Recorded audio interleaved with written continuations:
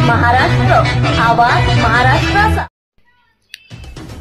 बीड जिल्ह्याच्या हिंगणे या गावचे भूमिपुत्र नवनाथ सोनवणे हे नुकतेच सेवानिवृत्त झालेले आहेत। या निमित्ताने त्यांच्या आजवरच्या यशस्वी जीवन प्रवासावर प्रकाश टाकण्याकरिता आम्ही त्यांची आज मुलाखत प्रसिद्ध करत आहोत। ग्रामीण भागामध्ये बालपण घालवलेले हे नवनाथ सोनवणे मोठ्या जिद्दीने शिकले आणि यशस्वी झालेले आहेत।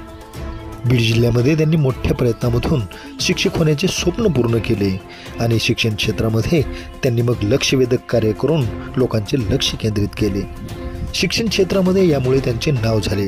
मग पुढे ते शिक्षण विस्तार अधिकारी झाले आणि त्यानंतर ते गट शिक्षण अधिकारी देखील झालेले आहेत। बीड जिल्ह्यात त्यांची एक वेगळी ओळख निर्माण झालेली आहे। ते नुकतेच आता गट शिक्षण अधिकारी म्हणून सेवानिवृत्त झालेले आहेत। म्हणून त्यांच्याशी आमचे मुलाखतकार संतोष रोकडे यांनी साधलेला हा विशेष संवाद पहा न्यूज वन महाराष्ट्र वाहिनीवर। तुमचे मिस्टर सेवानिवृत्त गट शिक्षण अधिकारी सोनवणे साहेब, नवनाथजी सोनवणे साहेब हे आता सेवानिवृत्त आहेत आणि मुलाखतीच्या माध्यमातून त्यांचा पूर्णपणे जीवन प्रवास आम्ही घेतला आहे। एक आदर्श व्यक्तिमत्व खरं तर आम्हाला विचारावं वाटतं आहे की तुम्ही तुमच्या नजरेतनं पाहिलेले साहेब आमचे काय नेमकं आतापर्यंत जो काही संसार आहे किंवा तुम्ही त्यांना दिलेली जी साथ आहे थोडक्यात सांगा। तसं तर त्यांनी म्हणजे भरपूर आम्हाला म्हणजे सगळ्या म्हणजे आहेत समजा जीवनातील गोष्टी सगळ्या सुखसुविधा त्यांनी भरपूर केल्या।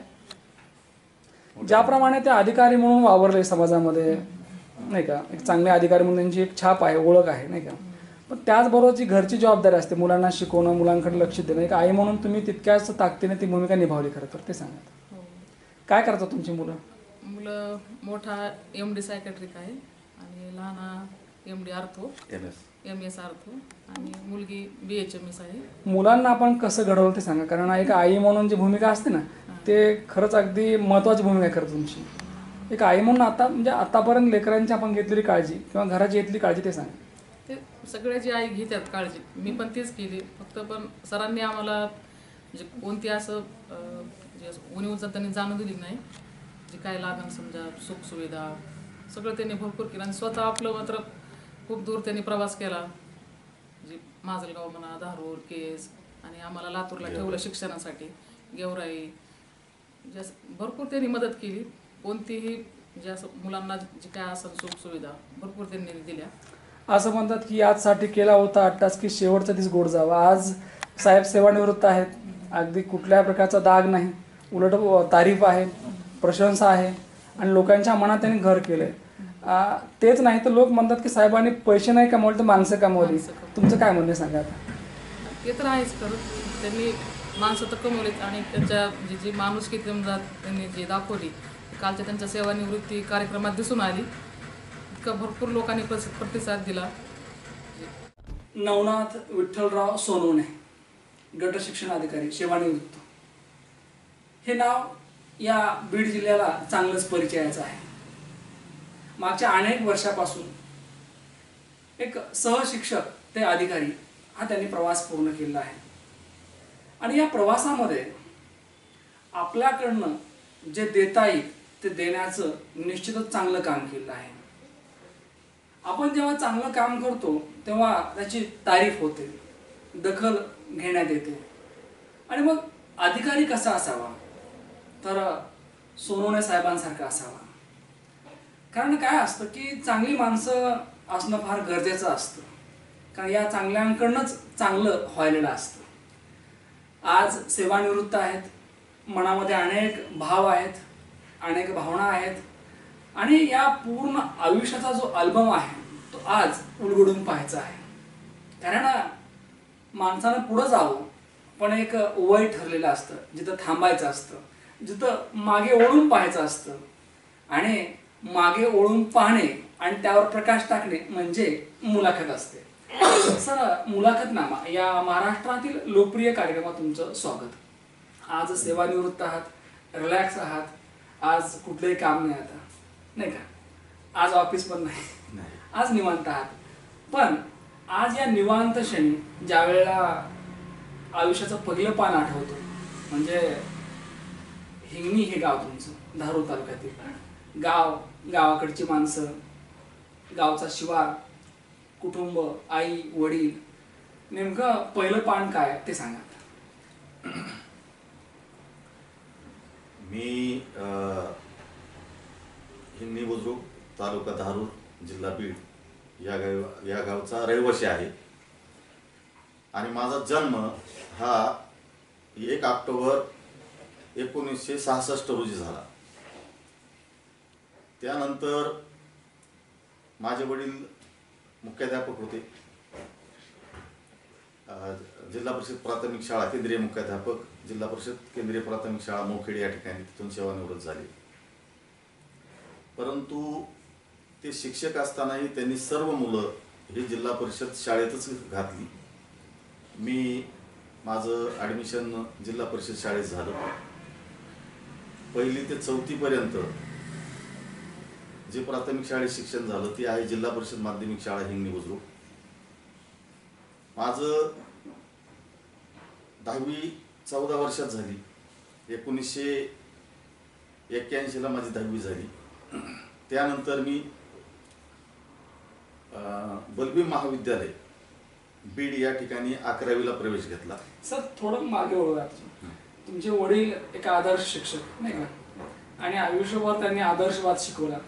जिल्हा परिषद शाळेमध्ये त्यांनी शिकवलं आणि आपल्या मुलांनाही अगदी हट्टाने शिकवलं, त्या शाळेत शिकवलं. आयुष्यामध्ये काय असतं की पहिलं पान म्हणजे हे बाबांचं असतं, आईचं असतं.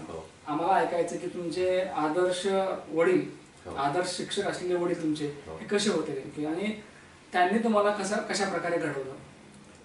त्यांनी अशा पद्धतीचं होतं की ते फार विद्यार्थीप्रिय होते.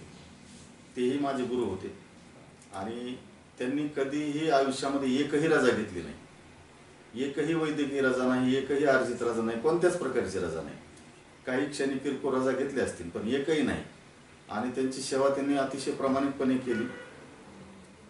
परंतु त्यांना जे पुरस्कार मिळणार तो पुरस्कार मिळाला नाही. जे आदर्श पुरस्कार मिळणार त्यावेळेस आदर्श शिक्षक पुरस्कार म्हणायचे. आता त्याचं नाव वरचेवर त्या म्हणजे आदर्शासारखे काही शिक्षक वागत नाहीत, त्यामुळे उत्कृष्ट शिक्षक पुरस्कार असं नामकरण झालं आता सध्या. म्हणून त्यांना मिळालं नाही. ती मला खंत वाटते की त्यांना मिळायला पाहिजे होता, कारण की ते खरंच आदर्श होते. पंढरीचा जसा विठोबा पांडुरंग, आणि जसं भक्त त्या विठोबावर प्रेम करतात, माया करतात, श्रद्धा आहे, भक्ती आहे, तशी तुमची भक्ती तुमच्या विठोबावर, तुमच्या वडिलांवर नाही का. वडिलांनी अनेक विद्यार्थी घडवले. भले त्यांना पुरस्कार साहेब मिळाला नसेल, परंतु विद्यार्थ्यांच्या मनामध्ये, पालकांच्या मनामध्ये ते सदैव आदर्श होते. आणि खरा पुरस्कार तो असतो. घडणारे मुलं, घडणारे विद्यार्थी जेव्हा म्हणतात की आम्हाला गुरुजींनी घडवलं, खरा पुरस्कार तो. आणि अशा अनेक पुरस्कार तुमच्या वडिलांना मिळाले असं मला वाटतं. सर जसं तुम्ही तुमच्या वडिलाबद्दल बोललात, तसं तुमच्या आई की ज्यांनी तुम्हाला चांगले संस्कार दिले, कारण आईशिवाय तर आयुष्य नाही, जग नाही, आणि आईशिवाय काहीच नाही. तर तुमचं आईच्या अवतीभोवतीच्या आयुष्य होतं ते कसं होतं नेमकं? नाही, आई आमच्यावर फार प्रेम करायची. ती अडाणी होती, ती काही शिकलेली नाही. ती शेतीमध्ये राबायची. माझे वडील शिक्षक असताना सुद्धा ती शेतीत राबायची आणि शेतीतून जे काही रानमेवा आहे ते आम्हाला आणायची. आमच्या कुटुंबामध्ये तिने फार सगळ्याला सांभाळलं. त्या मातोश्री माझ्या आजी आहेत आणि मी सेवानिवृत्तीच्या कार्यक्रमाला सुद्धा त्यांना घेऊन गेलो. माझा ज्यावेळेस सेवानिवृत्तीचा कार्यक्रमाच्या वेळेस माझा सत्कार करण्याच्या अगोदर मी तिथल्या आयोजकांना सांगितलं की अगोदर माझ्या आईमुळे मी घडलो, तर माझ्या आईचा अगोदर सेवापूर्तीचा कार्यक्रमाच्या अगोदर सत्कार तिचा करावा. तिचं दर्शन घेतल्याच्या नंतरच मी पुरस्कार स्वीकारेल. आईचं नाव काय तुमचं सर? माझ्या आईचं नाव लक्ष्मीबाई विठ्ठलराव सोनवणे. मला असं वाटतं की लक्ष्मीबाईने खऱ्या अर्थानं चांगले संस्कार तुम्हाला दिले, आणि संस्कार काय असतात हे सांगायचे नसतात, तर ते आपल्या वर्तनात ते दिसायले असत नाही का. त्या काळामध्ये आई अगदी शेतामध्ये काम करायच्या, रानमेवा आणायच्या नाही का. अनेक आठवणी आहेत. आजही आई आहेत तुमच्या, आणि आईने तुमचा सगळा प्रवास पाहिला आहे, एक शिक्षक ते अधिकारीपर्यंत नाही का. तर त्या काळामध्ये तुमचे मित्र गावाकडचे, आणि त्याचबरोबर तो गाव, म्हणजे काय नेमका गावाकडच्या आठवणीत होता? गावाकडल्या आठवणीमध्ये जे खेड्यातली मुलं असायची, आमचं गाव खेडत होतं एकदम, आम्हाला त्यावेळेस मोटरसायकल जरी दिसली तर आम्हाला फार मोठा आनंद वाटायचा. गाड्या आहेत मोठ्या नाही तर एस टीच फक्त बघायचो होतं आम्ही कधी. आणि माझे मित्र त्या ठिकाणी भरपूर आहेत. त्यांचे नाव आता जर घ्यायचं तर ते भरपूर म्हणजे एक सांगा की चांगल्या व्यक्तीचे मित्र अनेक असतात, हो. कारण ती व्यक्ती कधी कोणाचं मन दुखवत नाही आणि म्हणून मित्रांची संख्या वाढत जाते. सर, लहानपणी फक्त वडिलांच्या शिस्तीमुळे फक्त अभ्यास होतो का अगदी खेळ पण खेळायचा? नाही, खेळ पण खेळत होतो. अच्छा. मी कुस्ती खेळायचो. कधी आम्हाला शेत असल्यामुळं मी आमचे जे काही बैल असतील गाई असतील ते मी डोंगरावर चारण्यासाठी घेऊन जायचो. एकदा तर मी असंच पडलो तर मी बैलावर बसून आलतो गावाकडे आणि कुस्त्या खेळायचो. कुस्त्यामध्ये माझे हात बरेच वेळेस मोडले त्या काळामध्ये. फार म्हणजे त्या ठिकाणी सुरपाटे असतील हे असतील खेळ फार मी खेळ. आताच्या मुलांना जर बैलावर बसणे हे सांगितलं तर नको रे बाबा म्हणतील नाही का. आणि त्या काळामध्ये हे सगळे साहस तुम्ही करायचं. डोंगरावर जाणं, गुरं चारणं, मित्रांबरोबर खेळणं, अगदी कुस्ती हा तुमचा आवडता खेळ. एक विचार असं वाटतं की असं म्हणतात की कुस्तीच्या जर आखाड्यात कोणी गेलं तर लवकर बाहेर पडत नाही का, ते विश्व वेगळं आहे. मग तुम्हाला असं वाटलं नाही का की आपण अगदी आयुष्यभर कुस्त्याच खेळाव्यात? नाही, मी सर्वच नुसती कुस्तीच नाही तर सर्वच खेळ जे आहेत मला आवडायची. मी खेळण्याचा भरपूर प्रयत्न करायचा. भरपूर वेळेस त्यावेळेस आसक्त बी होतो मी, काही एवढा असं हे नव्हतं. पण व्यायाम करणं, सकाळी नदीवर जाणं. आमच्याकडे नदी मोठी आहे सरस्वती नदी म्हणून. त्या नदीवर आम्ही जाऊन मोठा ढव असायचा. आता जरा थोडंसं कमी पाणी झालं पण त्यावेळेस फार पाणी असायचं. आम्ही उड्या मारून त्या ठिकाणी आंघोळ करायच्या, स्नान करून त्या ठिकाणी यायचं, व्यायाम करायचे. असे प्रकार आम्ही 10वी पर्यंत तिथे केले. आपण कुठेही गेलात तरी गाव सुटत नाही. आज हे गाव आहे, हिंगणी बुद्रुक, डोंगर आहे, सरस्वती नदी आहे, तीच माणसं आहेत. परंतु आज जेव्हा जेव्हा गावाकडे जाता त्या वेळेला जेव्हा लोकांशी भेटता, खास तुमच्या मित्रांशी नाही का, काय संवाद असतो नेमका तुमचा? कारण आता तुम्ही अधिकारी आहात. नाही, आम्ही गेल्याच्या नंतर जवळच मित्र भेटतात त्यावेळेस जुन्या आठवणीला उजाळा मिळतो. आपण असं खेळत होतो, तू मोठा अधिकारी झालास असं आहे ते. आता काही गावाकडले जे आहेत ते भरपूर शेतीत गुंतलेले आहेत, त्यांच्या चांगल्या शेती आहेत, काम करतात, काही कष्ट करतात. आणि काही जे नोकरीला आहेत ते आहेत. आता सांगायचं झालं तर नवगणकर म्हणून शंकर नवगणकर आहे, ते मुख्याध्यापक होता जिल्हा परिषद कन्या शाळा माजलगाव. त्याच्यानंतर मदन काळे म्हणून आहेत, ते बजाज कंपनीत औरंगाबादला असतो. आमचे नेहमी फोन होतात, एकमेकांशी चर्चा करतो. हिंगणी बुद्रुक या गावातील लोकांसाठी, तुमच्या मित्रांसाठी तुम्ही नवनाथच आहात. जगासाठी तुम्ही साहेब झालात नाही का. मला असं वाटतं की माणसाने आपलं बालपणीचे मित्र हे कधी विसरू नये. कारण मैत्रीची जी काही श्रीमंती असते ती पैशामध्ये मोजतात नाही का. साहेब, या सगळ्याच्या ह्याच्यामध्ये तुमचं शिक्षण सुरू होतं, तर शालेय जीवनामध्ये अगदी प्राथमिक माध्यमिक कसं आयुष्य होतं? तुम्हाला शिकवणारे गुरुजी असतील, त्यात तुमचे वडील तर होतेच, पण इतर गुरुजी, शाळेतलं तुमचं प्रेझेंटेशन, तुम्हाला आवडणारे विषय ते सांगा सर. मी शाळेमध्ये तसं जेमतेमच होतो, कारण की माझं इकडं खेळण्याकडं ह्याच्याकडं जास्त लक्ष असल्यामुळे मी जेमतेम होतो. आणि त्याच्या आधीही असं आहे की जिल्हा परिषद शाळेची एक असं म्हणजे विवंचना आहे की पूर्ण शिक्षक नसतात, पूर्ण विषय शिक्षक नसतात. तसं मला 8वी ते 10वी पर्यंत गणिताचा आणि इंग्रजी विषयाचा शिक्षकच लाभला नाही. इतर शिक्षकांना कोणीतरी शिकवणं, हे करणं ते करणं, त्यामुळं मी गणित विषयात आणि इंग्रजी विषयात तसा कच्चाच. परंतु कसं तरी मी 10वी परीक्षा पास केली, 51% मार्क मला मिळाले. त्यानंतर की सर्वांचं आमचं लक्ष की सायन्स घ्यायचं. त्याचं कारण खरं माझे वडील काही मार्कामुळं, काही थोड्या मार्कामुळं मेडिकलला लागू शकले नाहीत. त्यावेळेस ते MBBS झाले असते. त्याचं बी एक आहे की आर्टरी आणि अशा पद्धतीचं फक्त आर्टचा आणि यांचा फरक होता. तर त्याच्यामुळं त्यांचं थोडंसं थोड्यातून ते सुटले आणि त्यांच्या मनात एकच भावना होती की माझी मुलं तरी उच्च शिक्षित व्हावीत. आणि मग त्या पद्धतीनं त्यांनी मला ॲडमिशन घ्यायला हे केलं. पण मला असं वाटायचं की मला आता हे जमतं की नाही. ज्यावेळेस मी पहिल्यांदा वर्गात गेलो, इंग्रजी मला आधीच येत नव्हती, आणि मी ज्यावेळेस पहिल्यांदा वर्गात गेलो त्यावेळेस तर ते सगळं इंग्लिश टू इंग्लिश स्पीच चालू होतं सर्व शिक्षकांचं. आणि मग मी असं जणू काय एखाद्या फार मोठ्या दुसऱ्या देशात गेल्यासारखं वाटायचं. असं माझे 6 महिने गेले. आणि 6 महिने गेल्याच्या नंतर म्हणजे गावाकडे राहिला कच्चा विषय इंग्लिश हो. आणि गणित. हो. मग हे कच्चे राहिल्यामुळे मग पुढं सायन्स घेतल्यानंतर त्या इंग्लिशचा काही मेळ लागला नाही ना. सुरुवातीला 6 महिन्यात अगदी कन्फ्युजन होतं. हो. मग यातनं बाहेर कशा पडला तुम्ही? मी तरीही की माझी जिद्द होती की मी म्हणजे सायन्स विषयच घेऊन मी डॉक्टर होईल, इंजिनियर होईल किंवा साधं काहीतरी एखादं BMS डॉक्टर होईल किंवा मेडिकल क्षेत्रामध्ये किंवा इंजिनिअरिंग क्षेत्रात जाईन अशी माझी अपेक्षा होती.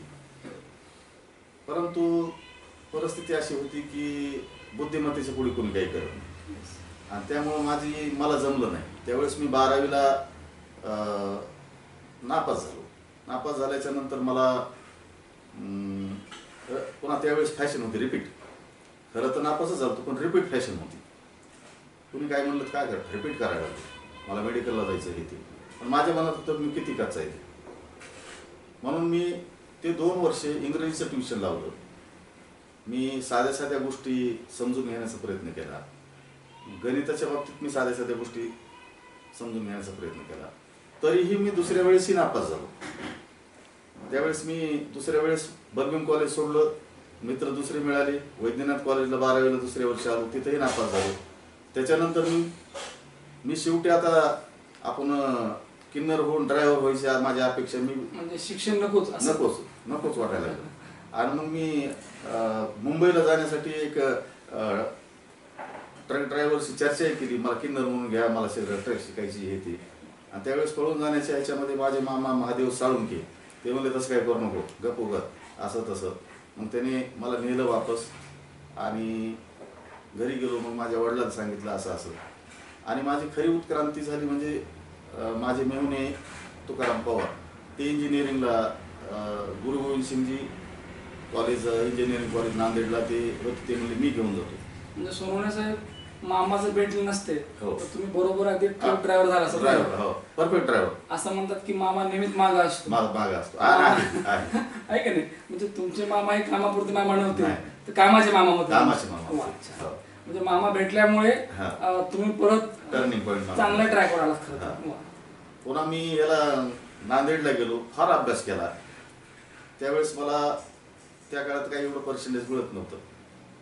तरी पण त्या काळात 49% मार्क मला मिळाले. मी पास तर झालो. परंतु तरीही मी नेहमी मामाकडे राहायचो. मामा परळीत इरिगेशनला असायचे. त्यांची माझी आज बी साथ आहे चांगली कंटिन्यू. मित्रासारखे माझा क्लासमेटच येतो. आणि तिथं आल्याच्या नंतर मी ज्यावेळेस निकाल लागला त्यावेळेस निकाल असे ह्याला यायचे पेपरला. आदल्या दिवशी ह्याला यायचे बघायला ते. तर ते मी त्या ह्याच्यामध्ये गेलो कॅफेमध्ये. आदल्या दिवशी निकाल डिक्लेअर व्हायचे. तिथे गेल्याच्या नंतर माझा नेमका जे 12वीचा जे आसन क्रमांक आहे तर ते एक मागं पुढे एक अंक झाला आणि तो मुलगा नापास झालेला. आणि मग ते मामा म्हणायचे हे तर नापास झालेला आहे. म्हणलं आता तर 100% आपला ड्रायव्हर व्हायचा, आता काही विषयच नाही. मग पुन्हा बघितलं सगळं केलं. 2 दिवस झाल्या म्हणजे एक तास 2 तास झाल्यास मग पुन्हा मग ते गावाकडून ते बघितलं ते मार्क हे ते पास झालो असं कळलं. पहिला जो काळ होता तो तिकडे आपल्याला पेपर दिसायचे ते. हो. पेपर नंबर यायचे. हो. पास झाले विद्यार्थी नंबर यायचे. हो हो. आणि जर विद्यार्थी नापास असेल तर नंबर येत नव्हता. हा तसं त्या पद्धतीनं मग मी परेशान झालो. पण नंतर असं झालं की 49 टाकले. मग थोडंसं धीर आला मला. आणि मग त्यानंतर असं ठरवलं की आता आपण 12वी पास करू शकतो म्हणजे आपल्याला काहीतरी क्षमता आपल्याला प्राप्त झाल्यात आपल्याला. मग आता विचार केला की BSc आपलं ह्याला ॲग्रीला BSc ॲग्रीला फॉर्म भरला. परंतु ते फॉर्म भरल्याच्या नंतर तिथलं जे मला फायनल लिस्ट लागली त्यावेळेस मला कळालंच नाही की नेमकं काय झालं काय नाही. आणि त्यानंतर मग मी ते माझा चान्स गेला. मग मी BSc तिथं यशवंत महाविद्यालय नांदेडलाच करायची ठरवली. मी तिथं अतिशय प्रामाणिकपणे BSc पूर्ण करण्याचा प्रयत्न केला. त्याच्यामध्ये मला टॉपॉलॉजी नावाचा एक सेकंडरीला विषय आहे मॅथमध्ये. माझा PCM ग्रुप होता. मॅथमध्ये टॉपॉलॉजीमध्ये मी विद्यापीठात पहिला आहे त्या काळामध्ये म्हणजे 1997ला आपलं 1987ला. 1988ला मी BSc झालो. त्याच्यानंतर मला चांगलं पर्सेंटेज होतं म्हणून माझा MSc केमिस्ट्री नंबर लागला. कारण की MSc केमिस्ट्री करायची म्हणजे पर्सेंटेज शिवाय घेत नव्हती, कारण की त्या मोजक्या जागा असायच्या 10-11. मग ती मी तिथं MSc फर्स्ट इयर केलं, चांगल्या मार्काने पास झालो. परंतु मध्येच B.Edचं मला वाटलं की आता किती वर्ष शिकत बसायचं, आता आपण कुठं ना कुठं तरी नोकरी धरणं. आम्हाला 4 भाऊ, मला वडील तुटपुंजीने पगार होता त्यावेळेस, आणि म्हणूनच आमची आई शेतामध्ये काम करायची त्यावेळेस गावात आमच्या, किंवा कुठं मजुरीनं जाणं हे करणं अशा पद्धतीने. कारण की 4 मुलं, आमच्या आजी आजोबा किंवा आमच्या आत्या जवळच होती, त्या सगळ्यांना सांभाळण्याच्या दृष्टिकोनातून ते पगार तुटपुंज असायचा. आणि म्हणून मलाही खर्च भरपूर केला त्यांनी. आणि मग मी विचार केला की भावांना सुद्धा आपल्याला आता खर्च करणं हे करणं, मीच कवर यांच्याकडून पैसे आता उचलत राहू. म्हणून मी B.Ed करण्याचा म्हणजे B.Edला फॉर्म भरला. माझा B.Edला गव्हर्नमेंट B.Ed कॉलेज नांदेडला नंबर लागला. त्या ठिकाणी मी B.Ed पूर्ण केलं. त्याच्यानंतर मग मध्येच जागा निघाल्या त्याच्या जिल्हा परिषद बीडच्या की माध्यमिक शिक्षकाच्या. मग ते फॉर्म भरला. मी फॉर्म भरल्याच्या नंतर मग मी B.Ed झालं. MSc मी तिथं मला घेईना. ते म्हणे आता तुमची जागा सुटली, ते आता तुम्ही दुसऱ्या जागेवर येऊ शकत नाही. 11 जागाचे आमचे टेबल असतात, 11च्या नंतर 12 आम्हाला घेता येणार नाही. आणि म्हणून मग मी असं विचार केला की आता काय करावं. म्हणून मी विद्यापीठात फर्स्ट इयरचा मार्क जोडून मला सेकंड इयरला ॲडमिशन मिळवून दिलं. योगायोगानं माझं त्या ठिकाणी फिजिकल केमिस्ट्रीला नंबर लागला. आणि 1990च्या काळात 89-90च्या काळात फक्त फिजिकल केमिस्ट्रीच्या पूर्ण मराठवाड्यात 11 जागा होत्या. आणि मी MSc पूर्ण केल्याच्या नंतर 100% नोकरी असायची. माझ्या आता जवळपास नाही म्हणलं तर औषधाला बेटकर म्हणून आहेत, सिनियर प्राध्यापक आहेत, आपलं सिनियर प्राचार्य सिनियर कॉलेजला. नांदेड लोहाला खंदारी म्हणून आहेत, तो विभाग प्रमुख आहे केमिस्ट्रीचा. त्याच्यानंतर शिंदे, परशुराम शिंदे, तो मुखेडला कोटगाळमध्ये विभाग प्रमुख आहे गणिताचा. म्हणजे तुमच्या बरोबर ज्या ज्या लोकांनी MSc त्या काळात केलं ते सर्व प्राचार्य आहेत, कुणी विभाग प्रमुख आहेत, हो. आणि सिनियर कॉलेजला ते आज टीचिंग टीचिंग करतात. असो म्हणजे खरं तर तुम्ही प्रयत्न केला असं ते त्या काळामध्ये ते झालं असतं. मी सिनियर कॉलेजला प्राचार्यच राहिलो असतो. आणि मग ते पूर्ण केल्याच्या नंतर मी काही काळ मग सिनियर कॉलेजला देवगिरीला 1 महिनाभर काम केलं. पण ते मग सांगितल्याप्रमाणे की अनुदान नसल्यामुळं आणि घरची हालाकीची परिस्थिती असल्यामुळं, कारण की सर्व याला वडिलांनी एकट्यानं कुठपर्यंत लक्ष द्यायचं या उद्देशानं मी मोठा सर्वात, त्यामुळं माझ्यावर जबाबदारी होती. उमरदरीला मी काही काळ 2 महिने म्हणजे अध्यापक विद्यालयामध्ये प्राध्यापक म्हणून काम केलं. परंतु त्याच काळामध्ये मला जिल्हा परिषदची ऑफर आली की म्हणजे पोस्टिंग मिळाली. आणि ती पोस्टिंग सय्यद मिरलोणी, पहिली पोस्टिंग माझी सय्यद मिरलोणी तालुका आष्टी जिल्हा बीड या ठिकाणी मिळाली. सिनियर कॉलेजचं लेक्चरर होण्याची पात्रता होती, परंतु काही कारणामुळे ते सुटलं. खरं तर सुटलं असं म्हणतात की जे होतं ते चांगल्यासाठी होतं. परत तुम्हाला या ठिकाणी जिल्हा परिषदेमध्ये शासकीय नोकरीमध्ये येता आलं, चांगलं काम करता आलं.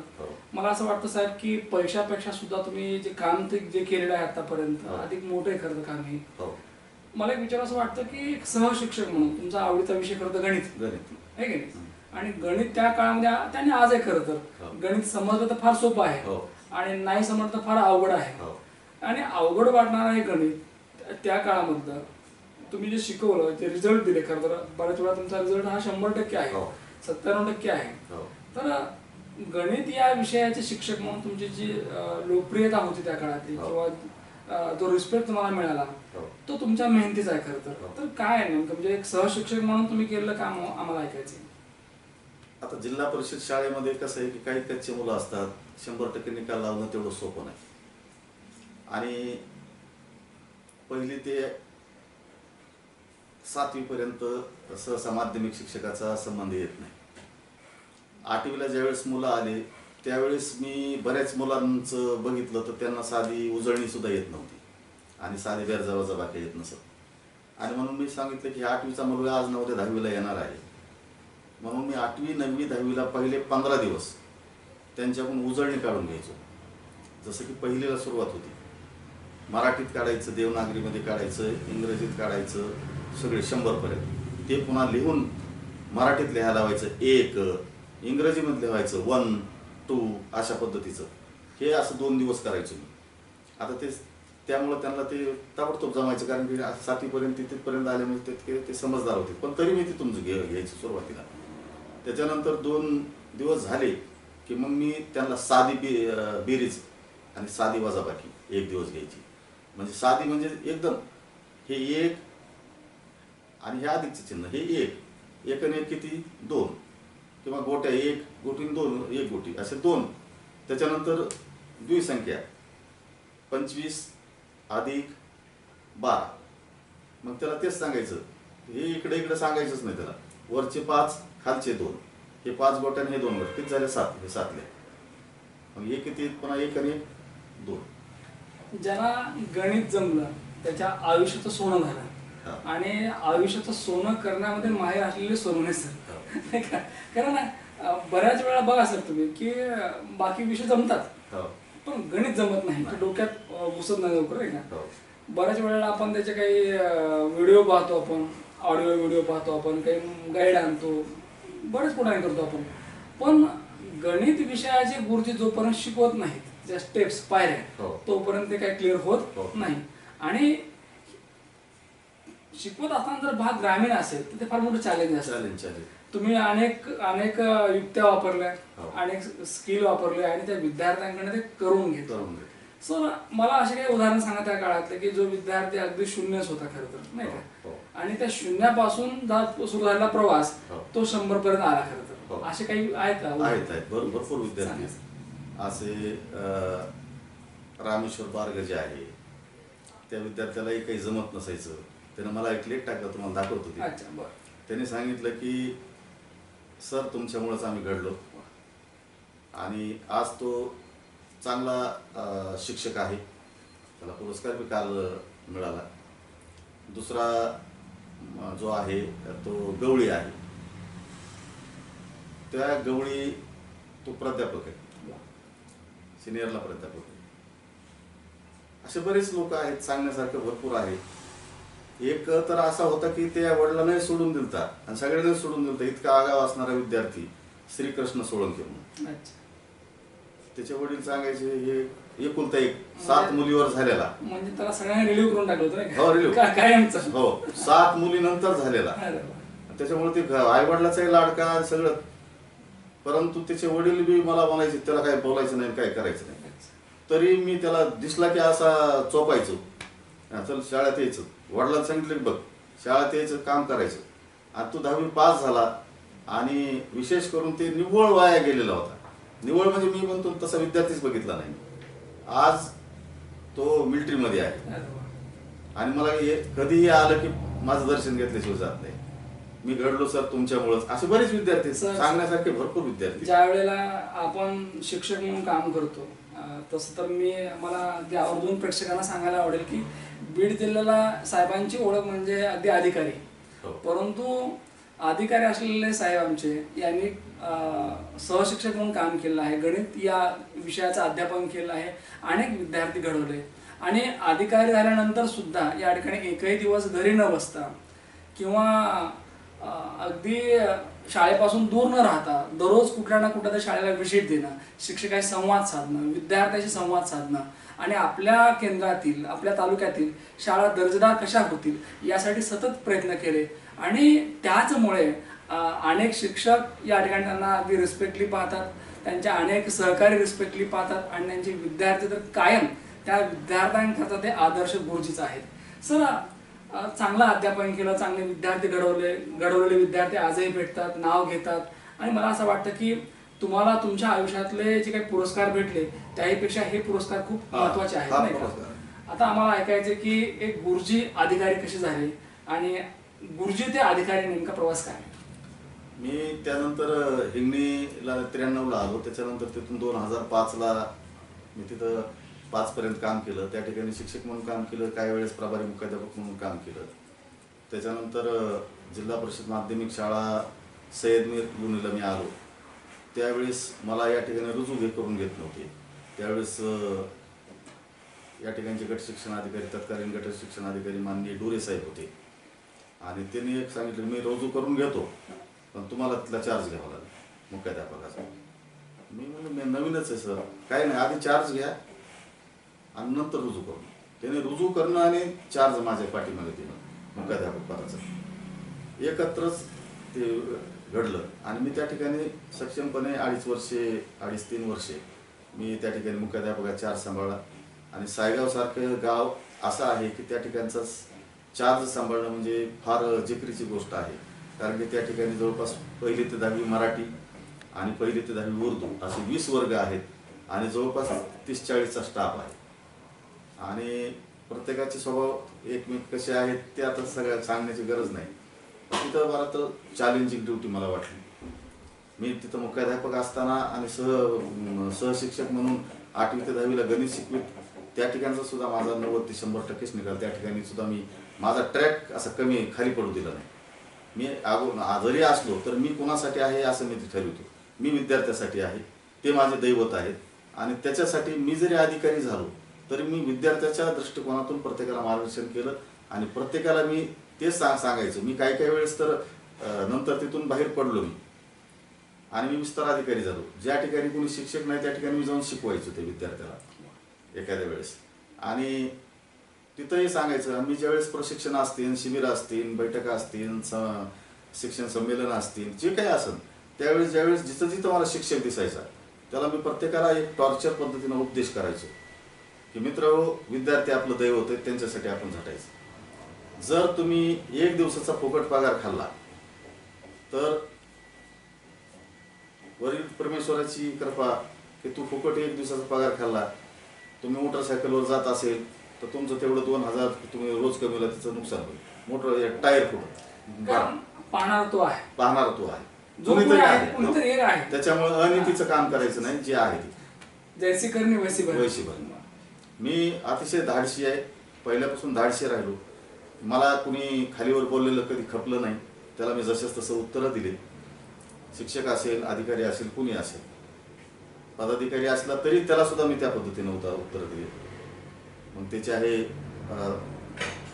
मंत्री लेवलचा माणूस जरी असेल.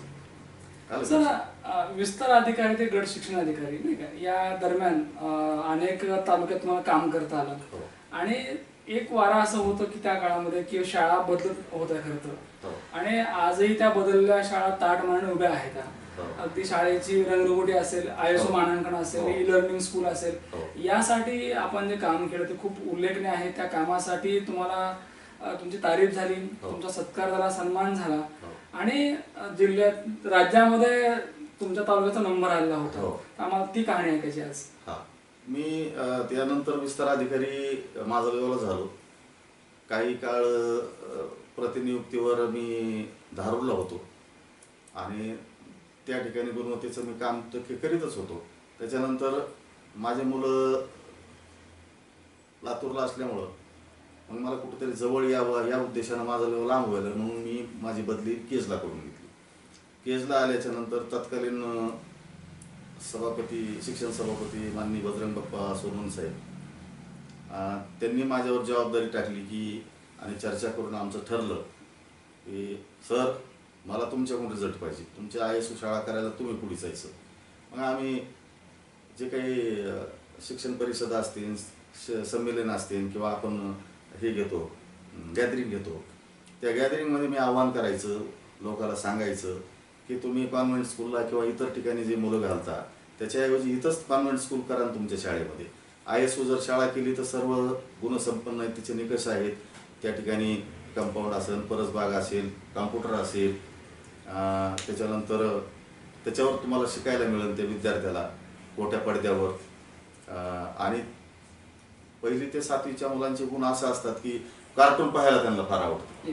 आणि मग त्या कार्टूनच्या माध्यमातून समजा एक कसा काढायचा, कारण की माझे जे ड्रॉबॅक होते ते माझ्या मनात असायचे की मला उलटाच मी काढायचो जवळपास नाही म्हणलं तर महिनाभर.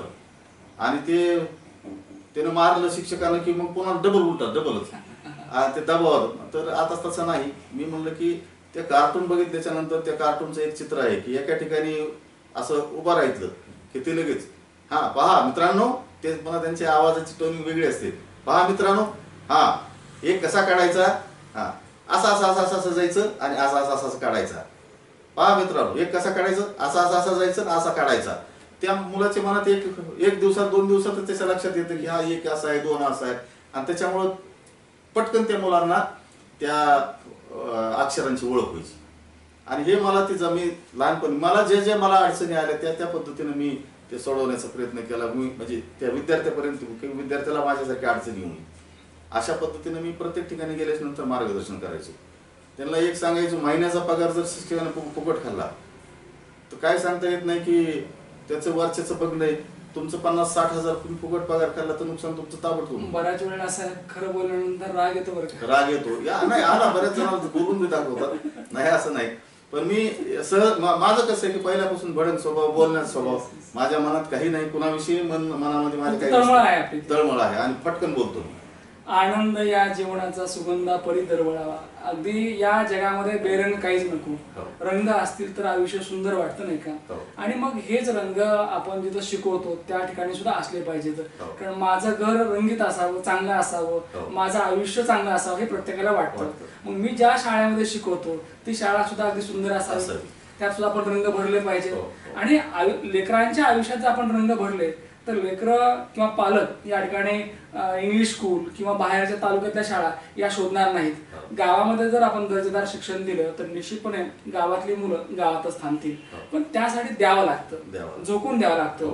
आणि हे काम तुम्ही शिक्षकाकडनं आयुष्यभर करून घेतलं सर, ते मला विचारावं वाटतं. ज्या शाळा बदलल्या त्याच्यामुळे जे आलेले रिझल्ट आहेत ते सांगा सर आम्हाला. माझे जवळपास मी 8 तालुक्यात काम केलंय. तसं त्याच्यामध्ये आष्टीहून इकडे आल्याच्या नंतर मी ज्यावेळेस आता विस्तार अधिकारी झालो, विस्तार अधिकारी झाल्याच्या नंतर ISO शाळा मी जवळपास राज्यात आपल्या तालुक्याचा एक पहिल्या 5 मध्ये क्रमांक आहे. आणि मी ह्याला पुण्याला मी ज्यावेळेस प्रशिक्षणाला गेलो तर त्यावेळेस नंदकुमार साहेबांनी भेट दिली आणि त्या ठिकाणी बरेच अधिकारी होते, उपसंचालक होते, संचालक होते, त्याच्यानंतर माझ्याबरोबर प्रशिक्षणाला केंद्र प्रमुख होते, विस्तार अधिकारी होते, असे मिक्सड लोक होते.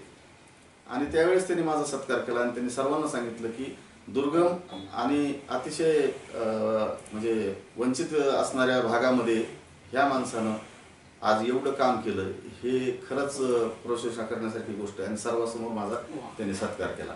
चांगल्या कामाचा, सत्कार्याचा नेहमी सन्मान होतो सर. तत्कालीन शिक्षण सचिव नंदकुमार साहेब. आणि त्यानंतर इथं सुद्धा माननीय बजरंग बाप्पा सोनवणे तत्कालीन शिक्षण सभापती यांनी स्पेशल माझ्यासाठी त्यांच्या बैठकीला मला उशीर व्हायला यायला एसटीनं तर माझ्यासाठी अर्धा 1 तास त्यांची बैठक अगोदर त्याचा सत्कार करून नंतर आपण आपली बैठक घेऊ. तर त्यांनी सुद्धा माझा फार सन्मान केला. चांगली व्यक्ती असेल, चांगले अधिकारी असेल तर निश्चितपणे अगदी सगळ्या स्तरातून अशा व्यक्तीचा सन्मान होतोच. आणि हे सन्मान तुम्हाला वारंवार भेटले सर. चांगलं काम करा, नेहमी चांगलं होतं आपलं.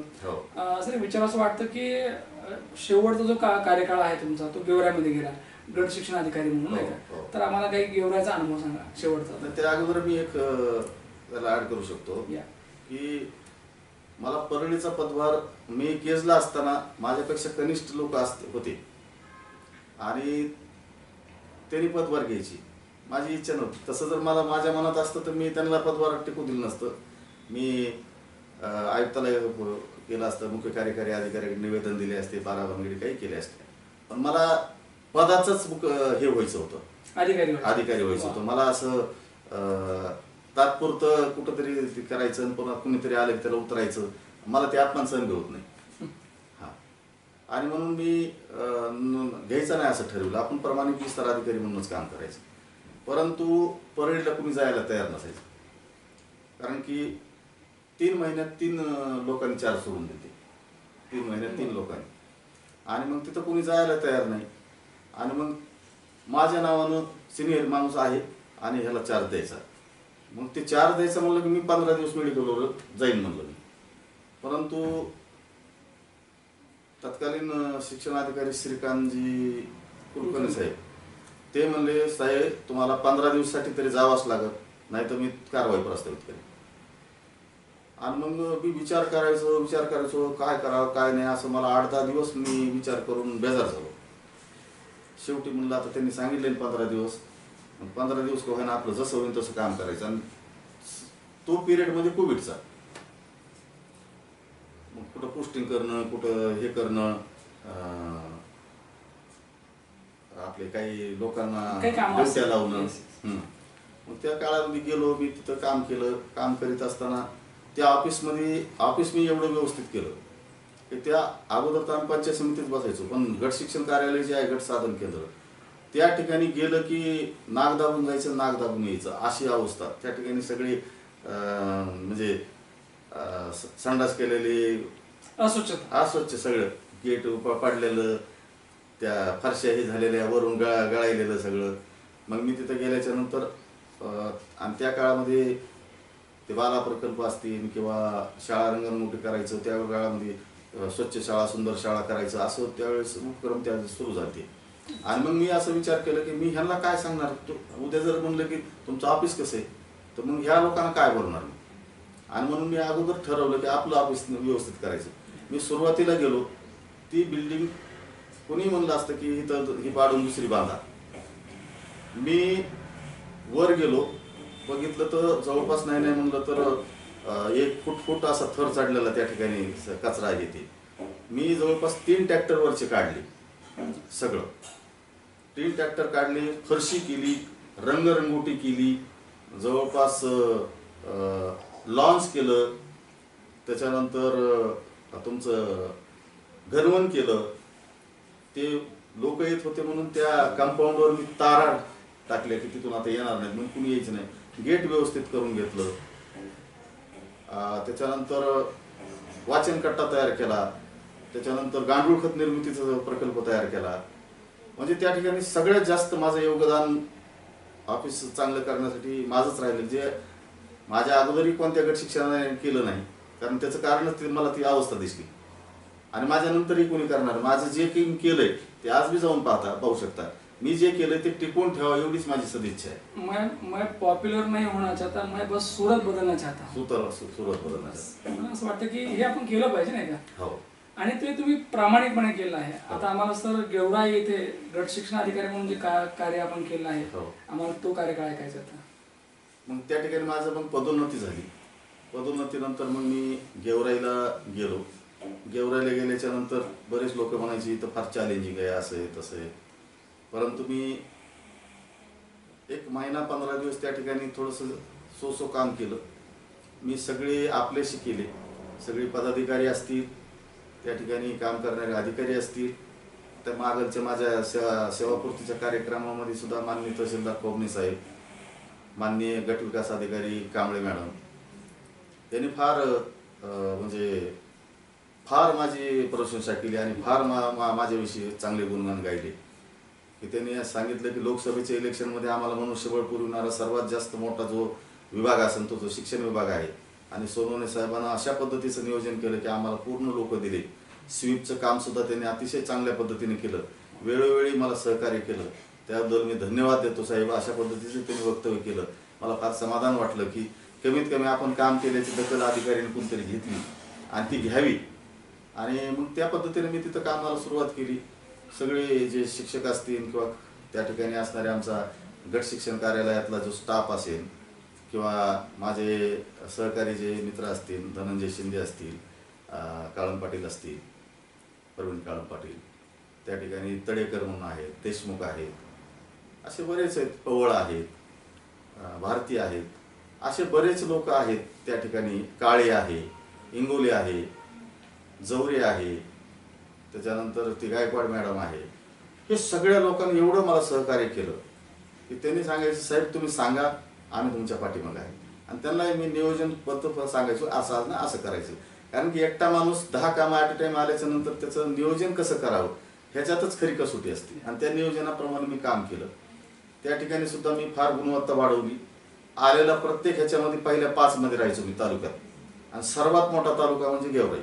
जवळपास त्या ठिकाणी 450 शाळा आहेत, 440 शाळा आहेत. आणि 440 शाळाला जवळपास माझ्याकडं प्राथमिक शिक्षकच जवळपास 1200-1300 आहेत. म्हणजे केज किंवा केज परळी या तालुक्याच्या दुप्पट तालुका आहे ती, आणि वडवणी धारोर तालुक्याच्या तिप्पट तालुका आहे. तेवढं काम मी ओढायचो आणि त्या पद्धतीनं नियोजन करून चांगल्या पद्धतीने काम केलं. गुणवत्ता वाढवण्याचा प्रयत्न केला. नेहमीच आम्ही पहिल्या 2-4 मध्ये नंबर 1ला तर नाही, पण पहिल्या 1-2 मध्ये आम्ही असायचो. आजही माझ्या तालुक्याची गेवराईची गुणवत्ता मी टिकवण्याचा प्रयत्न केला. वेळोवेळी विज्ञान प्रदर्शन असेल किंवा काही असेल त्यावेळेस मार्गदर्शन लोकांना केले. बऱ्याच बैठका घेतल्या. बैठकीतून त्यांना सर्व गोष्टी सांगायचो आणि त्या पद्धतीने त्यांनी सुद्धा काम मला केलं. मी निश्चितच गेवराईकरांचे ऋण कधीही विसरणार नाही. त्यांचे माझ्यावर ऋण राहतीलच. इतकं मला माझ्यासही प्रेम केलं आणि माझा सेवानिवृत्तीचा कार्यक्रम तर होतो ना भविष्यात, मीही कधी कोणाचा बघितला नाही आणि बघल का नाही ह्याची गॅरंटी नाही, पुढचं काय सांगू. पण इतकं त्यांनी माझ्यावर प्रेम केलं आणि इतकी हे केलं की उत्साहानं, जणू काय माझं नवीनच लग्न झालंय. आम्हाला वाट लावताना सुद्धा तोफा उडून गेटपर्यंत अधिकारी, माननीय गट विकास अधिकारी मॅडम गेटपर्यंत पायी चालत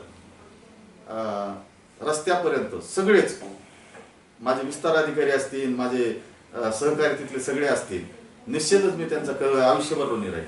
हेंगणी बुद्रुक इथून सुरू झालेला प्रवास एका आदर्श शिक्षकाच्या कुटुंबात आपली जडणघडण झाली. आदर्श माता पिता की ज्यांनी एवढं सुंदर तुम्हाला घडवलं. मी तर म्हणेल की चांगले आई वडील मिळणं हे फार भाग्याचं लक्षण असतं. तुमचे वडील विठ्ठलराव जे आज नाही जगामध्ये खरं तर ते आज पाहिजे होते. तुमच्या आई लक्ष्मीमाई की ज्यांनी तुमचा हा सोहळा पाहिला खरं तर नाही का, आणि आई समोर आपला सत्कार व्हावा, आपला आदर तिथे व्हावा. मला असं वाटतं की यापेक्षा मोठं भाग्य काहीच नाही. आणि तुम्ही त्या पुढचे की तुम्ही पहिल्यांदा सत्कार आईचा करायला लावला आणि त्यानंतर आपला करून घेतला. मला असं वाटतं की हे संस्कार असतात आई वडिलांचे. अगदी अनेक तालुक्यात काम करता आलं. एक सहशिक्षक म्हणून सुरुवातीला काम केलं. गणित हा जो अवघड विषय आहे तोही तुम्ही अगदी कणखरपणे शिकवला, विद्यार्थ्यांना घडवलं, वाढवलं. आणि अधिकारी झाल्यानंतर सुद्धा की काम काय आपलं नेमकं ते प्रामाणिकपणे केलं. मला असं वाटतं की आपण जर आपलं काम चांगलं केलं तर आपला चित्रपट संपल्यानंतर सुद्धा टाळ्या सुरूच असतात नाही का. म्हणजे आपण सेवानिवृत्त जरी झालात तर लोक तितक्याच आपुलकीने आपल्याला फोन करतात, आपल्याला भेटण्याचा प्रयत्न करतात, भेटतात. मला असं वाटतं की साहेब तुम्ही आयुष्यभर काय कमवलं असेल. लोक सांगतात की मी आयुष्यभर पैसे कमवले, पण तुम्ही आयुष्यभर माणसं कमावली आहेत आणि हीच कमावलेली माणसं तुमची दौलत आहे. एक मिनिट मला याच्यात थोडं ऍड करायचंय की आईला मी विचारलं की आई कशा पद्धतीनं माझा सेवापूर्तीचा कार्यक्रम. त्याने म्हणली लेकरा माझ्या डोळ्याचं पारणं फिटलं आणि माझं सार्थक झालं. माझे दोन्ही मुलं MBBS MD MS आहेत. मुलगी BHMS तिन्ही डॉक्टर आहेत. मी फक्त माणसं आणि माझं कुटुंब एवढंच सांभाळलं. मी पैसा कमवला नाही आणि मी पैशाकडे कधी पैशानं सर्व सोय काही येत नाही. मी आपण बरेच उदाहरणं बघतो की एखाद्याला मोठा आजार होतो, त्याच्याकडे भरपूर पैसा असतो, परंतु वेळेअभावी किंवा ह्या ट्रीटमेंट योग्य साथ देत नाही शरीर, त्याच्यामुळे तू जातो. या पैशाला काही किंमत नाही, माणसाला किंमत आहे आणि मी माणसंच कमवली आणि यापुढे मी माणसं कमवणार. मी फार लांबचा नाही, मी बीड जिल्ह्याचाच भूमिपुत्र आहे. माझे जे ज्या ठिकाणी तिथं संबंध आलेले आहेत 8 तालुक्यामध्ये आणि ते तिन्ही तालुक्यात बाकीचे 3 तालुक्यात काम नाही केलं तरी पण संबंध आहेत. माझ्या 11ही तालुक्यामध्ये माझे संबंध आहेत. मी ज्या ज्या ठिकाणी माझे स्नेही भेटतील त्यांच्याशी मी हितगुज करीन. कधीही कोणाचा दुरावा करणार नाही, काही काम करणार नाही. मी यापुढे सामाजिक क्षेत्रात किंवा राजकीय क्षेत्रात उतरण्याचा मी प्रयत्न चालू आहे माझा. मी 100% चांगलं काम करीन आणि मला ज्यांनी माझ्यावर जे प्रेम केलंय त्यांचा मी आयुष्यभर ऋणी राहील. त्यांना धन्यवाद देतो आणि थांबतो. धन्यवाद.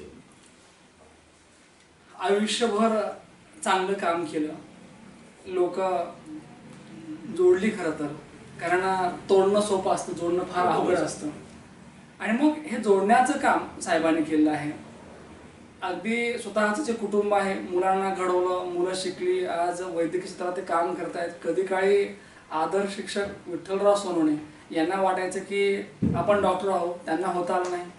त्यांनी परत ती अपेक्षा आपल्या लेखाकडनं केली, लेखालाही होता आलं नाही, कारण अनेक त्याची कारणं असतात. परंतु तिसऱ्या पिढीने ही इच्छा पूर्ण केली आणि नुसती पूर्ण केली नाही तर ते MD झाले, नाही का. मला असं वाटतं की सत्य वागा, चांगलं कर्म करा, कारण अच्छे के साथ अच्छाई, कारण बुरे के साथ बुराई आहे. म्हणून चांगलं काम करत राहा, कर्म करत राहा, तुमचं चांगलंच होतं. अगदी सोनवणे कुटुंब खऱ्या अर्थाने एक आदर्श कुटुंब आहे. सर मी एवढंच म्हणेन, सेवानिवृत्त आहात परंतु आयुष्यातनं निवृत्ती घेतलेली नाही, आयुष्य सुरूच आहे. तुमचं सामाजिक कार्य जे कालही होतं आजही आहे आणि उद्याही असंच आपण चालू ठेवावं. लोकांना आपली गरज आहे आणि तुमची जी काही इच्छा आहे राजकारण समाजकारण यासाठी तुमच्या पुढील वाटचालीसाठी न्यूज वन महाराष्ट्र चॅनलच्या साहेबांना खूप खूप शुभेच्छा. निश्चितच एक आदर्श शिक्षक, उत्तम अधिकारी, उत्तम व्यवस्थापक असलेले सन्माननीय नवनाथजी सोनवणे साहेब यांची घेतलेली मुलाखत प्रेक्षकांना आवडली असेल. परत भेटूया पुढच्या मुलाखतीमध्ये. तोपर्यंत पाहत राहा news one Maharashtra channel.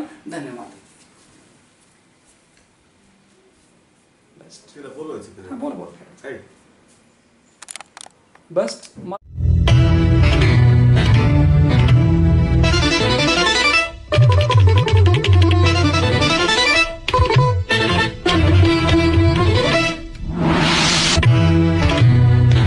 News one Maharashtra, आवाज महाराष्ट्राचा.